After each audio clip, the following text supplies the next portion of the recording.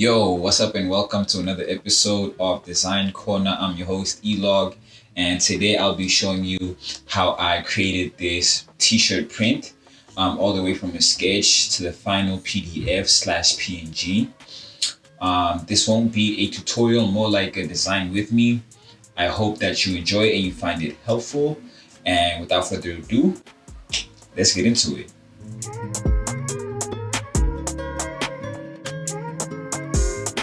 So the client was this brand called Youths United Africa, and they're pretty new, but he wanted me to design like some of his first prints for him, and he sent me these two reference images.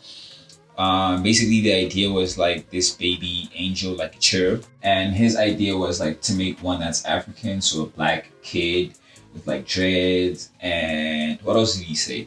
I don't know, but like that kind of vibe, right? And the first thing I sent him was this sketch.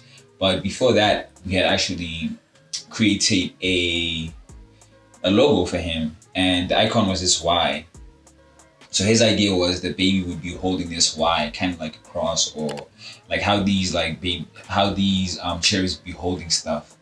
And so yeah, I sent him the sketch, and he liked it, and so we decided to go for it, and that's when I started,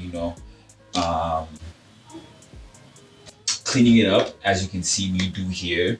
I put it in Adobe Illustrator, and I'm using the pen tool here to just like clean it up. Basically, the original idea was to use something like Clip Studio because I wanted to have like vector lines, but I don't want to use Clip Studio because it's like line variation. I just wanted to have like really precise stuff. So I went and used what is this? Not Illustrator. Are you tired of complicated sewing patterns? Confusing written instructions that just boggle your brain? Do you wish you could get stylish yet simple to follow PDF sewing patterns? Well, at Papillon Society, we've got something just for you. Buy a beginner-friendly PDF sewing pattern from us and make something cool, following our simple and in-depth video instructions. And if you're a little bit more experienced than that, we've got something for you too. We got jacket patterns, tote bag patterns, cargo vests and puffer vests. We even have a few travel bag PDF patterns, which you can print out in the comfort of your own home. Prices starting from as low as $3.99 and sales coming in frequently. You really don't want to miss out. Here's some reviews from people who like the pattern. Here's some reviews from people who tried the pattern. Visit our online store and get yourself a pattern today. Happy sewing! Disclaimer. Use Papillon sewing patterns responsibly. Side effects may include boosting confidence, closet burning down because the clothes are too fire, getting bombarded with compliments on the garments you made. Call your nearest fire department if your closet explodes. T's and C's apply. Papillon Society is not responsible for any damage caused. And as you can see here, I'm just incorporating the logo, the icon, the Y icon, and I'm basically just kind of starting with it just so I have a base structure, because obviously I have to follow the sketch, but I wanted the hands to kind of be more, I don't know what's the word I'm looking for, to make more sense as to him holding the Y. And I'm going in with the pencil like I'm showing you here. And the idea basically is just to outline everything. And I wanted the outermost outline to be thick. So I'm just starting with like small details here. I'm gonna make everything one line weight and then fill everything with white. And then I'm gonna copy everything and copy everything, paste it to the back, right?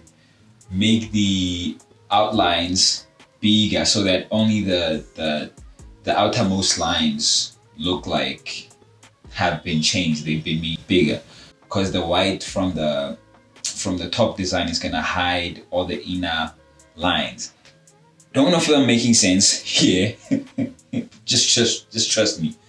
But yeah, I'm just gonna like quickly go through this. I don't know what else to really talk about.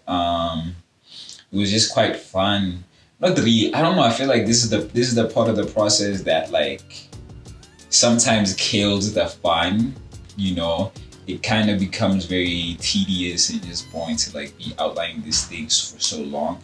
So I like to kind of cut my process up into parts. So like I definitely took some time after doing the sketch before I did this part of the process. And I'm using, again, like I said before, the pen tool, but I'm trying to like merge shapes and kind of be careful with like negative space and stuff like that. I'm not trying to follow the sketch too closely. I'm also just trying to kind of improve on what I already have. Like, with these hands, I kind of felt like in the original sketch, the hands were kind of sketchy. I know I'm not that funny, but yeah, I went back and like kind of made them look nice there. I'm not going to show the whole process because you guys kind of get the idea. So let's just fast forward to the point where I am coloring in, which, in the long run, we realized that I didn't need to do that. So here you can see me doing the clouds in the back. So I've kind of time-lapsed to a point where most of the line work has been done. And I'm filling in the legs so that we have a white. So when I move the outlines for the clouds to the back, we don't see it, right? Because usually what I would do is just be like super careful, and I'd actually maybe even cut the clouds so that they follow the theme. But man, again, I'm not trying to make this a tutorial. I feel like I keep getting a little too deep. But here I am coloring it in. My original idea was to kind of make it look like a comic almost. So I had this other image as reference, and I was trying to make it kind of feel like that, kind of look like that. So here I'm just starting with some flats, trying to figure out the colors, what I'd like to see. Another part that I skipped was the text. I'm not really sorry, because figuring out the text sometimes is kind of like, it could really go however way. So I don't know why I never feel good about like recording it, but it's pretty simple. I just used warp tools, the warp tool arc, and then I use kind of like the perspective thing on the arc things to make it look like it's like going towards the camera like this. And then of course offset path, that's how I kind of got that like kind of looks like an outline and stuff. And then the 3D look, I used blending, some stuff like that, right? I might make a tutorial. If you guys want to see a full tutorial on how to do text like that, comment down below and I might just do it, right? Share the video. Let's get it to like 20 likes. I'll show you. But here I'm just like figuring more of the color out. I think here I'm using Clip Studio Paint, and as you can see, I'm just like kind of making it look nice, using like shadows, using highlights and stuff like that. Yeah, but unfortunately this wasn't the final look that the client liked. I sent him this and he wanted something a little different. So we're just gonna kind of skip this. We've seen enough of the coloring. But the client then sent me these images of this print, and he kind of wanted something that looked more like this. He didn't want like the cartoony vibe. And so I kind of like paused and tried to figure out how I'm gonna do this. At first I didn't know, until I went on YouTube and I found this video, which was very helpful. At one point my thing was kind of not great, but I watched this video, and basically what I did was I took the outlines of the print and I started back from there. I kind of scrapped the whole colored look and I went back to the outlines, and you're gonna just see me do that now. So just by following the tutorial, the first thing I started to do was I just shaded it just a bit. That's the part that I didn't show you guys, but I went back to clip and I took the outlines and I just shaded, just did some shading with the airbrush tool, just so we could get like gradations and we don't have just the dots making up just the outlines. And so after doing that, I followed the tutorial and basically I got this, and you can see me dragging in, the, you know, the part where now it's like outline. I'm pretty much done. Before I got to here, I had this problem where whenever I tried to like make the halftone dots work, like there's this part where you use a script to replace the dots, because the dots, when you use the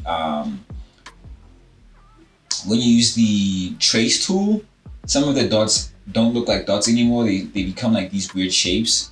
So you're supposed to replace them with a circle, and mine would just replace the whole thing. And I asked for some help and I got, you know, a comment back, but now it looks good and it's all vector, so you can like make it as big as you want, make it as small as you want. You're not gonna get any pixelation there because this is how, you know, this is how it looks. So just check out the tutorial if you want to know how to do this.